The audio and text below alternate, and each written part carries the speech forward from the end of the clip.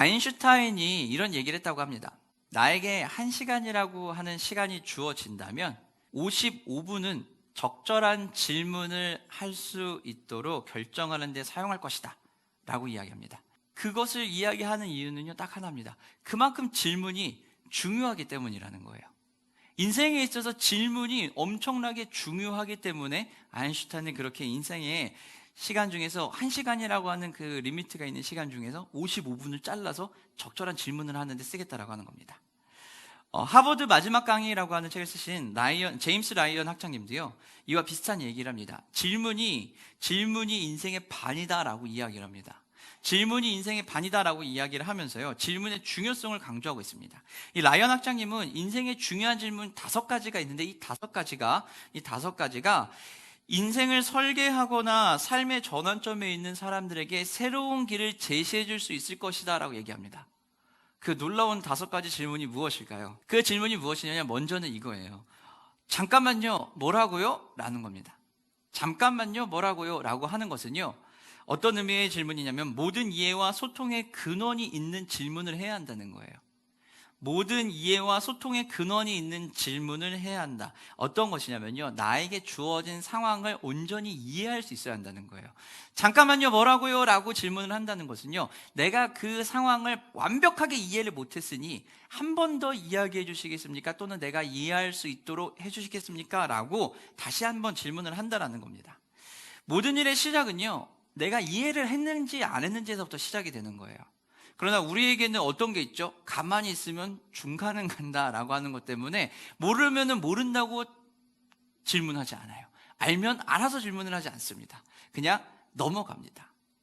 그러나 라이언 학장님은요, 이렇게 얘기해요. 모르는 것을 이해할 수 있는 질문을 해야 한다라고 이야기합니다. 내가 어디에서 출발하는지를 알아야 된다는 거예요. 이거는 상황뿐만 아니라 나의 환경에서도 그래요. 내 개인의 환경에서도 마찬가지입니다. 정확하게 이해가 안 되면은 그 이해가 되고 소통하면서 소통을 통해서 이해를 해서 다시 출발을 해야 한다는 거예요. 2번째 질문은 그럼 어떤 질문일까요? 2번째 질문은요, 나와 세상을 알게 하는 통찰로 이끄는 질문을 해야 된대요. 굉장히 멋있죠? 나와 세상을 이해하는 통찰로 이끄는 질문. 그 질문은 어떤 거냐면요, 이거예요. 나는 궁금한데요? 나는 참 궁금한데요? 라는 거예요. 호기심을 가지라는 겁니다. 호기심은 나와 세상을 연결하고 더 나은 방향으로 나아가게 하는 원동력이라고 합니다.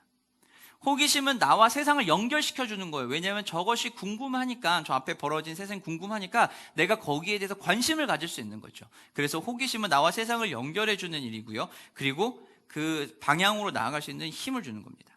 호기심의 질문을 통해서 주변의 세상에 계속해서 관심을 가질 수 있게 되는 거예요. 내가 어딘가에 관심을 계속 가질 수 있는 것은 거기에 내가 호기심이 생긴다는 거예요. 궁금하기 시작하다는 겁니다. 호기심 하니까 창의적인 그런 독특한 그런 거라고 생각할 수 있겠는데 그것이 아니라 관심이 생기는 거예요. 궁금하고 어떤 상황이지, 왜 그런 거지, 무슨 일이 벌어진 거지와 같은 궁금함이 생긴다는 겁니다. 3번째는요, 이러한 궁금증을 가지고 있다면 우리가 3번째 해야 되는 질문은 다른 질문이 아니라 삶을 한 걸음 나아갈 수 있게 하는 질문을 해야 되는 겁니다. 삶을 한 걸음 나아갈 수 있게 하는 질문은 어떤 것이냐면요, 용기 있는 실패자는 겁쟁이 구경꾼보다 낫다라고 얘기를 해요.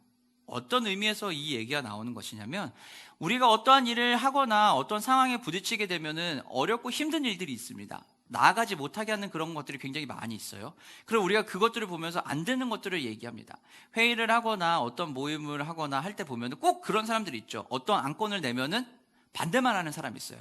계속 반대만 합니다. 이거는 이래서 안 되고 저거는 저래서 안 되고 이건 이런 어려움이 있고 저건 저런 어려움이 있습니다 하면서 안 된다 안 된다 안 된다 안 된다라고만 얘기해요. 그러지 말라는 거예요.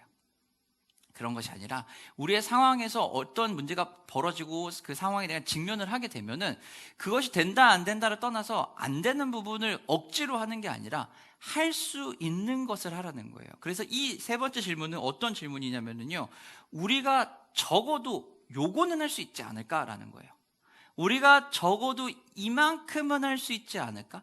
우리가 적어도 요 단계는 가능하지 않을까라는 거예요. 완벽하게 처음부터 끝까지 다 완수하라는 것이 아니라 우리가 할 수 있는 범위 요만큼이라도 움직이라는 거예요. 한 걸음 내디디라는 거예요. 어려운 일이 벌어지더라도 내가 할 수 있는 내 상황을 이해하고 그리고 내 상황에 대한 관심이 있고 내가 그것을 해결할 마음이 있다면 이제는 그 상황 안에서 내가 할 수 있는 한 걸음을 내딛자라고 이야기하는 겁니다.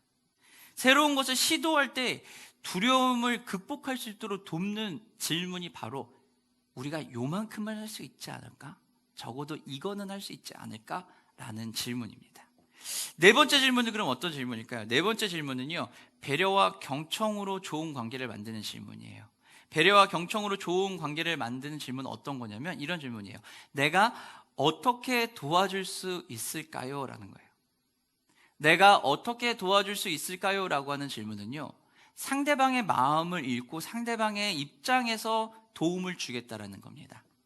상대방의 입장에서 생각을 하겠다라고 이야기하는 게 바로 내가 어떻게 도움을 줄 수 있을까요? 라는 거예요. 상대방의 입장에 생각하는 것이 모든 관계의 시작이에요. 그래서 내가 도움을 줄 게 분명히 보여요. 보일 수 있거든요. 왜냐하면 우리가 관심이 있으니까 그 사람에게 관심을 두면 그 사람의 필요가 보입니다. 그럼 그 사람의 필요를 우리는 도와줄 수 있는 마음이 있어요. 그리고 도와줄 수 있는 능력이 있다면 우린 그 사람을 도와줄 거예요. 그런데 이 도와줄 때도 똑같이 우리가 어떤 마음이 있어야 돼요? 그 사람의 입장에서 도와줄 수 있어야 돼요. 그러니 우린 질문을 하는 거죠. 내가 어떻게 도와줄 수 있을까요? 라는 거예요. 상대방의 입장을 배려하는 겁니다. 마지막으로 하는 질문은 뭐냐면요, 내가 원하는 핵심으로 나를 이끄는 질문이에요. 내가 원하는 핵심으로 이끄는 질문. 그것은 무엇이냐면요, 무엇이 가장 중요한가예요. 어떠한 일을 하든지 간에 무엇이 가장 중요하냐는 거예요. 내가 이것을 왜 해야 되는지 여러 가지 방법들이 있어서 해야 되는데 그 방법들을 하는 데 있어서 왜 해야 되고 무엇 때문에 해야 되는지 그것을 이야기한다는 겁니다. 무엇이 가장 중요한가라고 하는 질문은요, 일터나 직장에서 효율성뿐만 아니라 인생에 있어서의 가장 큰 결정을 내릴 때도 아주 중요한 질문입니다. 어떠한 것에 변화를 주는 시점에서 우린 질문하는 거예요. 무엇이 가장 중요한가? 이것은 문제의 핵심이 무엇인지 파악해 주는 거고요. 우리의 신념과 믿음, 인생의 목표에서 가장 중심에 있는 것이 무엇인지를 바라보고 돌아볼 수 있게 만들어 주는 거예요. 어떠한 것을 행하고 어떠한 것을 결정하는 데 있어서 무엇이 가장 중요한지 우리는 스스로에게 물어봐야 한다는 겁니다. 그 안에서 출발을 하는 거예요. 그런 가운데 오늘 본문은요, 그런 아주 중요한 출발점에 서 있는 한 여인이 등장을 합니다. 그 여인이 바로 누굴까요? 사마리아 수가성에 있는 한 여인입니다. 이 여인에게 있어서는요, 이 여인은 인생의 변화를 줘야 하는 시기예요. 그러나 변화를 줄 수가 없었습니다. 이때 예수님이 어떻게 해요? 등장을 하신 거예요. 오늘 본문에 보게 되면 예수님이 어디로 가시죠? 사마리아 성으로 들어가십니다. 사마리아 성으로 들어가는데 그때가 몇 시라고요? 제6시다라고 얘기합니다. 12시 한낮이에요. 땡볕입니다. 정오에 그 사마리아 여인을 만날 수 있는 그 자리에 들어가게 돼요. 그 자리에 있을 때 예수님은 어떻게 하시죠? 힘들어서 지치셔가지고서 잠깐 앉아 쉬고 계십니다. 그리고 그때 제자들은 어떻게 해요? 먹을 거를 좀 구하러 떠나 있었습니다.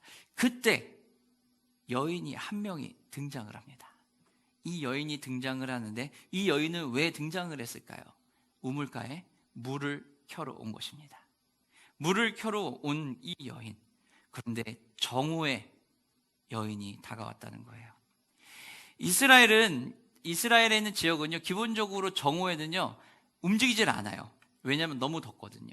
그래서 정오에는 가급적이면은 일 같은 것도 좀 멈추고 일을 잘 안 합니다. 쉬는 브레이크 타임이 있어요. 오침 시간이 존재하는데, 왜냐하면 너무 더워서 일하기가 어려운 거예요. 그래서 주로 여인들은요, 물을 길러 올 경우에는요, 언제 오냐면 오전 시간이나 정오가 아닌 오전 시간에 오는 거예요. 그런데 이 여인이 지금 정오에 왔다는 것은 어떤 의미일까요? 정오는 또 어느 시간일까요? 가장 밝은 시간이에요. 해가 중천에 떠서 정말 저 위에 있을 가장 높이 있어서 가장 밝을 때, 그리고 가장 더울 때가 바로 이 정오예요. 근데 이 여인이 정오에 왔다라는 거예요. 이스라엘에 지금 이 예수님이 계시던 그 시대에는요, 여인들이 모여서 이야기를 꽃피울 수 있는 곳이 어디였냐면은 바로 이 우물가예요. 우물가에 여인들이 모두 나와요. 나와서 그 우물가에서 물을 기르면서 서로 이야기를 합니다. 담소를 나누고 교류를 하고, 그리고 서로 이야기하면서 공감을 하면서 교제하면서 있는 그 공간이 바로 어디예요? 바로 이 우물가예요. 근데 오늘 이 여인은, 수가성 이 여인은, 사마리아 여인은 어때요? 그 우물가에 아무도 없는 가장 더운 시간에 갔다는 거예요. 이것은 무엇을 얘기할까요? 이 여인은 완벽하게 소외되어 있는 상태입니다. 이 여인은 완벽하게 소외돼서 공동체 무리에 들어가 있지 못하는 상황이었어요. 예수님이 정오에 그 자리를 지나갔을 때 그땐 아무도 없을 수 있다라는 생각을 하셨을 거예요. 할 수 있습니다. 왜냐하면 당시에는 그랬으니까요. 그런데 그 여인이 나타난 거예요. 가장 밝은 시간에 가장 어둠에 쌓여있는 소외된 여인이 등장을 한 거예요. 예수님은 가장 밝은 시간에 가장 큰 어둠과 아픔을 가진 여인을 만나고 계신 겁니다. 인생에서 가장 큰 아픔을 맛보고 있는 그 여인을 예수님은 만나신 거죠. 그리고 그 예수님이 그 여인에게 어떻게 해요? 다가가서 얘기를 하는 거예요. 뭐라고요? 나에게 물 좀 주지 않겠습니까? 라는 겁니다. 자, 그런데 물을 좀 달라고 하는 것이 굉장히 큰 일은 아니에요. 사실 그렇죠. 그런데 이 여인은요, 그 이야기를 들었을 때 깜짝 놀랍니다.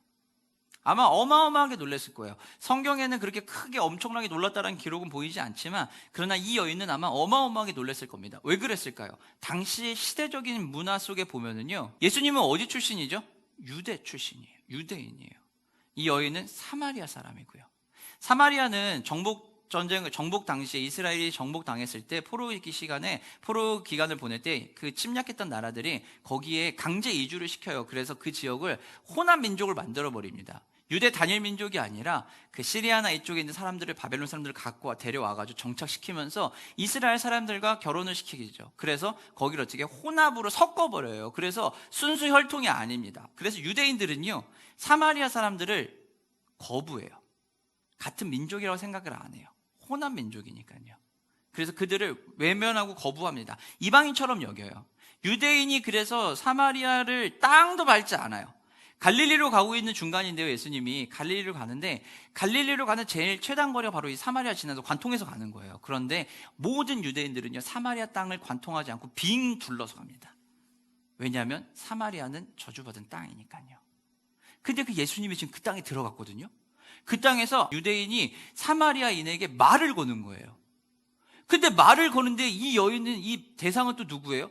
그 사마리아에 있는 사람들조차도 이 여인을 이방인 취급하면서 완전 거들떠보지도 않는, 이 시대로 얘기하면 아이들 용어 잠깐 쓰면은 울트라 슈퍼 왕따입니다. 왕따, 찐따, 은따 모든 따를 다 갖다 붙이면 이 여자예요. 최악의 상황이에요.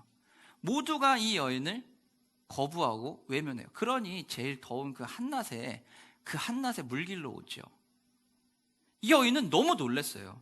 너무 놀라서 지극한 소외감에서 있던 이 여인은 너무 놀라서 예수님의 질문에 반문을 합니다.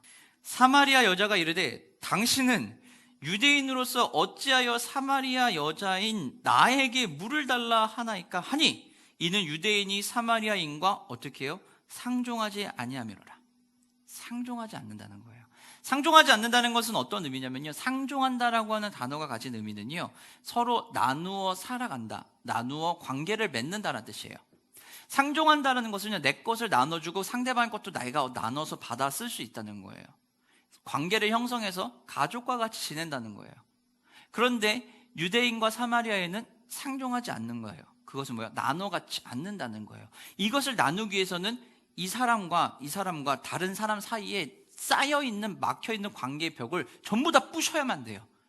모든 것을 다 부셔야지만 가능한 게 바로 이 상종한다는 거예요. 예수님이 지금 그 일을 하고 있는 거예요. 이 도대체 어떠한 일일까요? 여인은 너무 놀랬죠. 상종하지 않는다는 것은 뭐라고? 담을 쌓고서 산을 가는 건데, 담 쌓고 사는 이 사람이 갑자기 나한테 와가지고 말을 걸고 있는 거예요. 여인도 놀래고, 여인은 그 상황이 이해도 안 되는 거예요. 당시의 통념에 전혀 맞지 않는 거예요. 이 여인은 그 당시의 통념에 완벽하게 영향을 받은 상태거든요. 그래서 사회적인 금기라고 하는 그 부분이 이 여인에겐 내면화가 되어 있는 거예요. 그렇기 때문에 여인은 물길로 가지를 못하는 거예요. 누구도 나를 받아주지 않아. 누구도 나와 함께하고 싶어 하지 않아. 나는 이방인 중에서도 이방인이야 라고 생각을 하기 때문에 가장 밝은 시간이지만 가장 큰 어둠과 가장 큰 고통 속에서 여인은 물을 길로 나오고 삶을 살아가고 있었던 거예요. 그때 예수님이 이 여인에게 이야기하는 겁니다. 우리에게도 이 여인과 같은 일들이 벌어져요. 사회적인 통념들이 있죠. 이 세상 사회에 흘러가는 그 통념들이 있어요. 그리고 그 통념이 우리에게 영향을 주고요. 그 영향을 받아서 우리도 어쩌면은 내면화해서 살아가고 있을 수 있어요. 코로나가 터진 이후에 우리에게 가장 많이 들리는 이야기가 뭐죠? 코로나 때문에 뭘 못한다. 코로나 때문에 어렵다, 힘들다. 우리 주변에 코로나라고 하는 거대한 것이 있으니까 코로나가 지금 넘어가는 거예요. 근데 그러나 코로나가 아니면 또 다른 우리의 삶의 장벽들이 존재할 거라는 거예요. 그리고 그 장벽을 놓고서 우린 얘기할 거예요. 뭐라고요? 이것 때문에 안 돼 라고 하면서 체념하고 어쩌면 내면화할 겁니다. 이것이 있으니 안 돼. 그러니 기다려야지. 있으니 기다려야지. 안 돼 라고 생각할 수 있다는 거예요. 여인이 가지고 있는 생각과 우리가 가지고 있는 생각은 어쩌면 거의 비슷할 겁니다. 왜냐면요, 우리도 똑같이 이 사회적인 현상에 막혀서 움직이지 않고 있으니까요.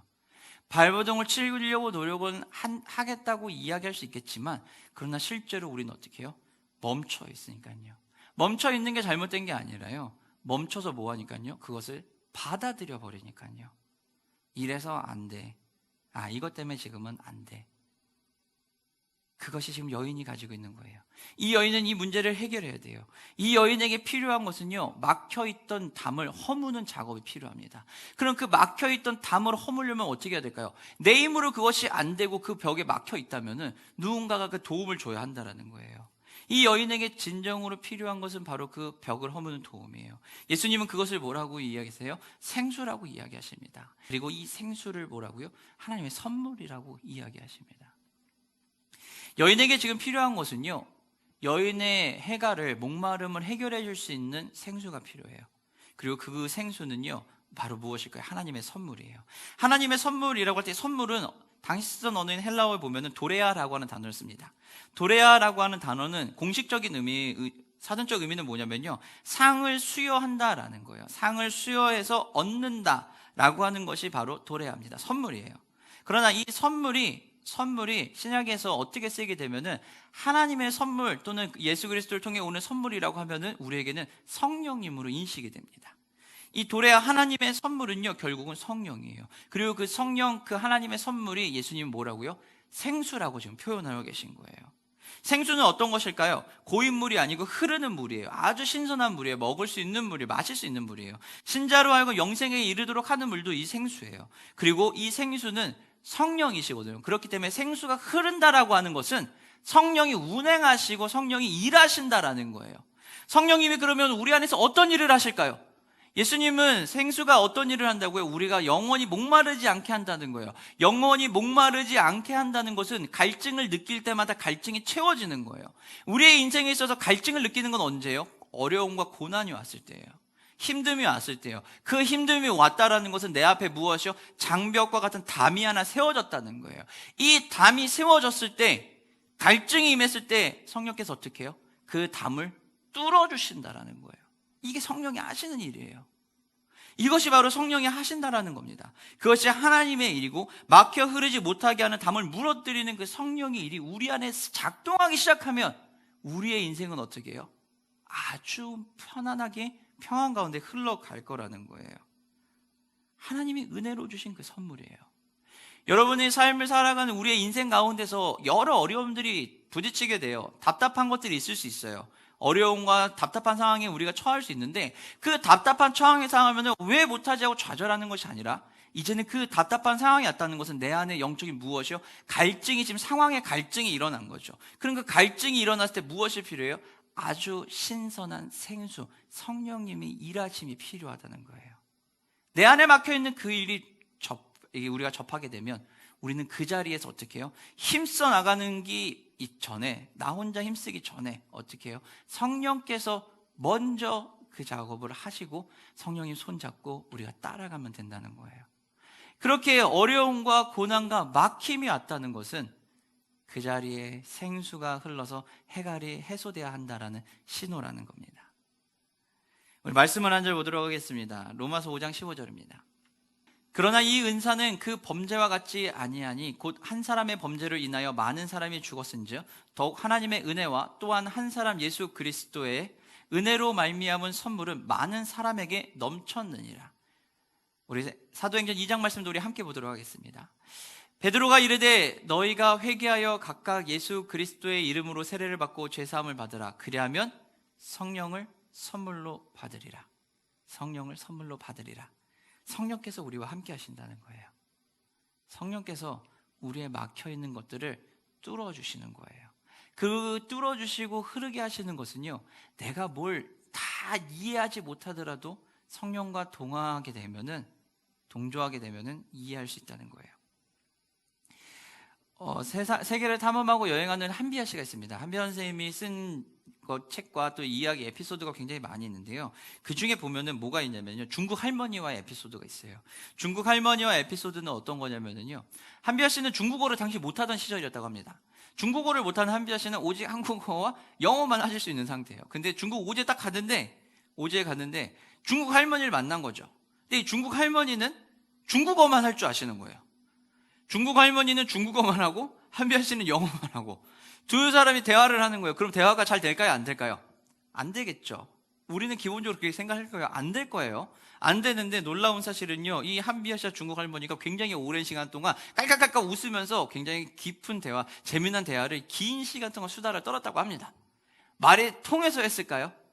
아니요, 말은 안 통했어요. 그러나 마음과 마음이, 감정이 통한 거예요. 우리에게는 언어적으로 보면요, 원초적 언어 또는 본능적 언어라고 있습니다. 한비아 씨와 그리고 중국 할머니는요, 그 본능적인 언어가, 감정이 통한 거예요. 감정이 통하게 되면 어떻게 돼요? 막혀있던 담이 뚫려버리는 거죠. 성령님이 막혀있던 담을 뚫으시는 것은요, 이와 똑같아요. 우리가 성령님과 동화되면은요, 내가 성령님이 하시는 일을 똑같이 따라가서 할 수 있어요. 그리고 성령님 내 상황에 들어오시면은요, 나와 동화되시면 내 상황의 문제를 너무 명확하게 아시고 인지하시고 해결책을 아시기 때문에 그 문제를 어떻게 해요? 뚫어주신다라는 거예요. 그것이 성령께서 우리 안에서 하시는 거고, 지금 이 여인에게, 사마리아 여인에게 필요한 거예요. 그래서 예수님은 여인에게 이야기하는 거예요. 생수에 대해 이야기하고 하는데, 문제는 뭐예요? 여인이 이해를 못해요. 여인이 전혀 이해를 못하는 거예요. 예수님이 그렇게 얘기하니까 여인이 얘기해요. 아니, 여기 물 기르려면 바가지도 있어야 되고 하는데 바가지도 없고 아무것도 없는데 어떻게 하신다고요? 그리고 여기에 바가지도 없고 없는 상황인데, 이것은 우리 조상 야곱이 우리에게 주신 건데 당신이 여기서 야곱보다 더 뭐 대단한 사람이에요? 왜 어떻게 할 수 있겠다는 거예요? 라고 지금 이렇게 얘기하고 있는 거예요. 여자는 예수님이 이야기하신 생수의 가장 근본적이고 가장 핵심적인 원초적인 의미를 진짜 말 그대로 원초적이게 문자로만 해석을 한 거죠. 문자적으로만 해석을 했으니 전혀 이해가 안 되는 거예요.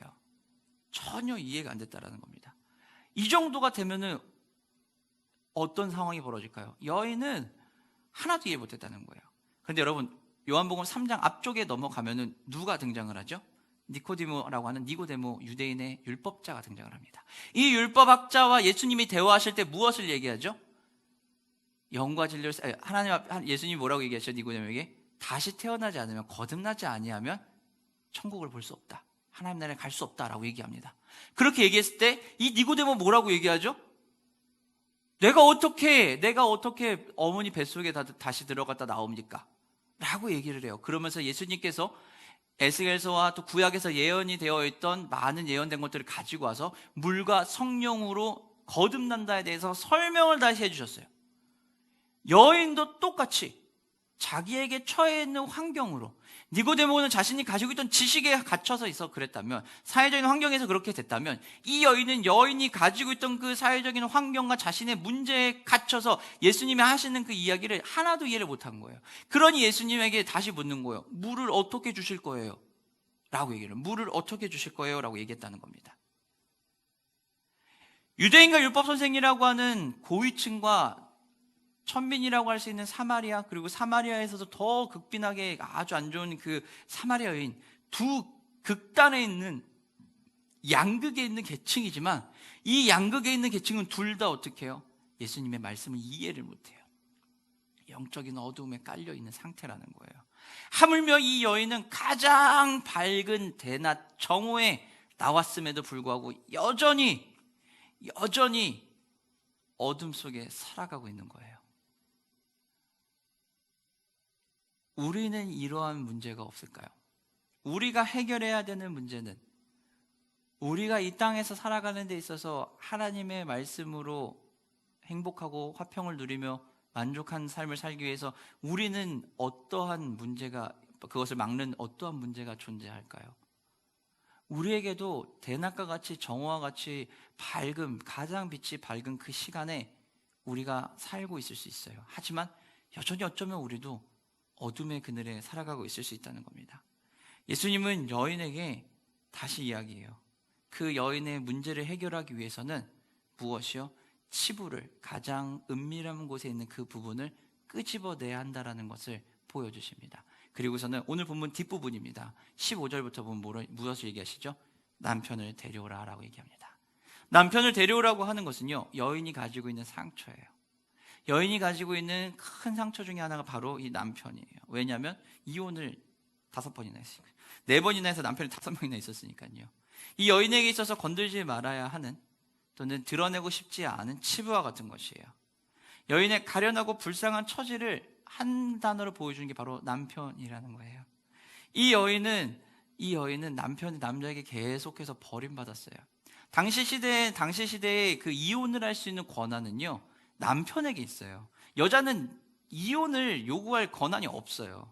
근데 4번의 이혼을 당하고 5번째 결혼을 했다는 것은요, 이 여인은 계속 버림받았다는 거예요. 계속해서 버림받았다는 겁니다. 여러 번이요. 한 번이 아니라 여러 번이요. 예수님은 이 여인의 비참한 상황을 정확하게 깨뜨려 보시고, 그리고 그 비참한 상황, 그 치유를 받아야 되는 그 상처의 그 자리를 먼저 해결하고 이것이 제거가 돼야지, 이것이 완전히 제거가 돼야지 하나님의 하나님의 생수가 온전히 흘러갈 거라는 것을 알았어요. 그래서 예수님은 그 생수를 흘려보낼 수 있는 통로를 만드시는 겁니다. 예수님께서 우리에게도 똑같이 그런 일들을 하실 거예요. 우리의 삶에도 막혀있는 담들, 내 안에 눌려있는 것들이 있어요. 그리고 그 눌려있는 것들이 우리는 어떻게 해요? 뚫리지 않으면 만족이 없어요. 행복함이 존재하지 않아요. 우리는 그 막혀있는 담을 뚫어야 됩니다. 2021년도 해마다 OECD에서는 그 OECD 국가들을 대상으로 국민들의 행복 만족도를 조사를 합니다. 그 순위를 매겨요. 2021년도 OECD 국가 행복 지수를 보면요, 37개국 중에서 우리나라는 몇 등을 했을까요? 우리나라는 상위권에 잘 못 들어갑니다. 만족도가 떨어진 나라인가 봐요. 37개국 중에서 작년 기록을 보니까요, 35등 했대요. OECD 국가들 중에서 경제 수준은 10위권이거든요, 우리나라가. 근데 국민들의 행복 지수를, 만족도를 따져보니 35위래요. 35위. 어마어마한 일이죠.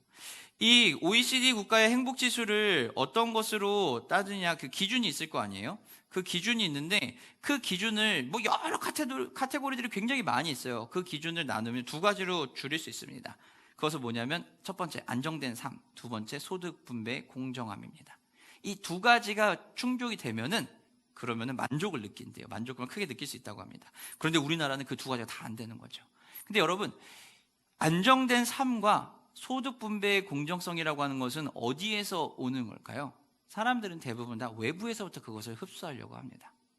안정된 삶을 살기 위해서 딱 드는 생각이 뭐죠? 물질적으로 풍요로워야 되고, 부족함이 없어야 되고, 시간을 잘 할애받을 수 있도록, 내 시간을 잘 쓸 수 있어야 되고, 내가 안전함을 느낄 수 있도록 나에게 바운더리가 존재해야, 여러 가지들이 있을 거예요.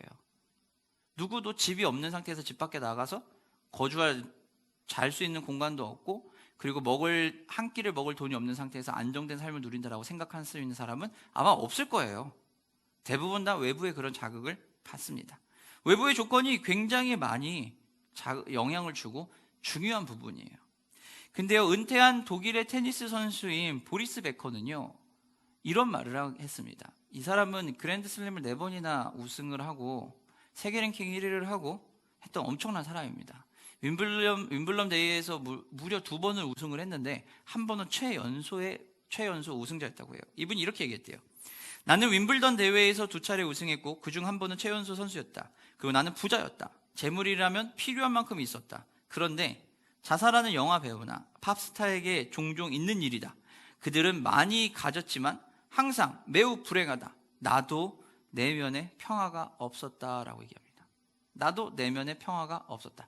어쩌면 우리는 그렇게 얘기할 수 있어요. 당신은 다 가졌으니 그런 거 아니냐. 우리는 없어서 그걸 모르겠다라고 얘기할 수 있겠지만 중요한 포인트는요, 가졌다 안 가졌다가 아니라 가져도 불안하고 평안하지 못했다라는 거예요.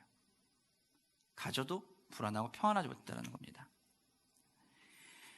예수님은 우리에게 이 부분에 대해서 얘기하시는 거예요. 우리가 가지려고 하는 모든 것들은요, 그 가지려고 하는 것이 우리를 노예화시킬 수 있다는 거예요. 예수님 외에 모든 것이 우리를 스스로 노예화시킬 수 있고, 그것이 무엇이든 간에 내 손에 없으면 내일이 없다고 우리는 생각할 수 있다는 거예요.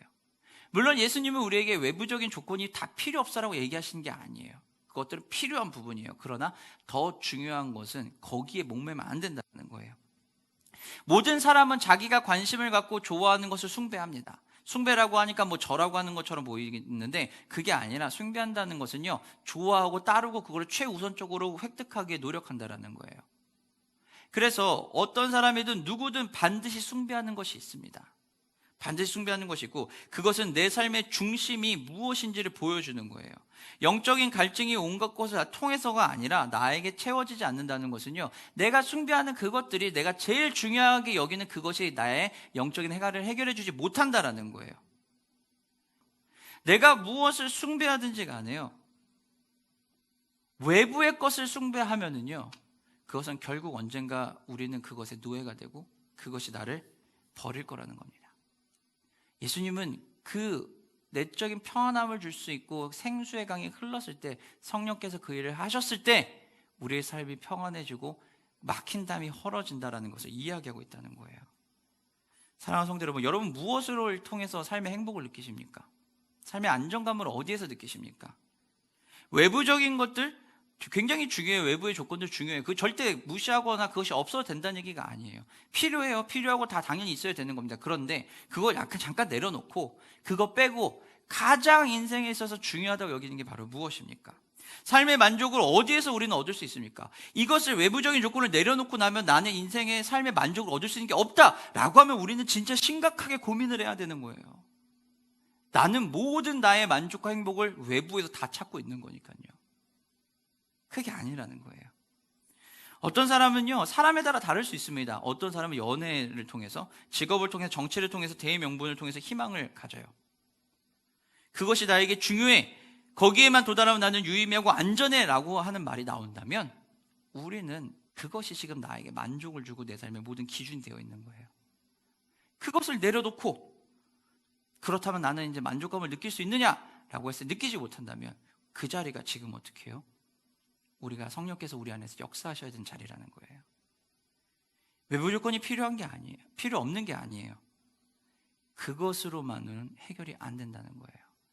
진정한 우리의 인생의 만족과 삶의 행복을 누리기 위해서는 우리는 어떻게 해요? 우리 안에서 흘러넘치는, 성령께서 역사하시는 생수의 강이 흘러넘쳐야 돼요. 생수의 강을, 우리가 생수를 마시고 그 생수가 우리 안에서 계속해서 흘러넘쳐야만 하는 겁니다. 그럼 사랑하는 성도 여러분, 말씀을 마치도록 하겠습니다. 여러분의 인생에서 여러분은 무엇으로 만족을 누리시겠습니까? 사랑하는 성도 여러분, 우리의 인생이 행복해지고 우리가 만족한 삶을 살기 위해서는요, 다른 게 아닙니다. 내가 그 모든 해결책을, 내 안에 평안을 주고 내 삶에 만족을 줄 수 있는 그 생수를 마셔야 돼요. 내가 생수를 마시는 것이 무엇보다 중요한 일입니다. 그리고 그 생수는 어디예요? 예수 그리스도를 통해서 온다는 겁니다. 우리 안에 그리스도를 통해 만족을 누리셔야 돼요. 그게 없으면 우리도 우리의 삶이 너무 어렵고 힘들어진다는 겁니다. 저 또한 마찬가지입니다. 교회 또한 마찬가지고요, 저희는 개인 삶도 마찬가지입니다.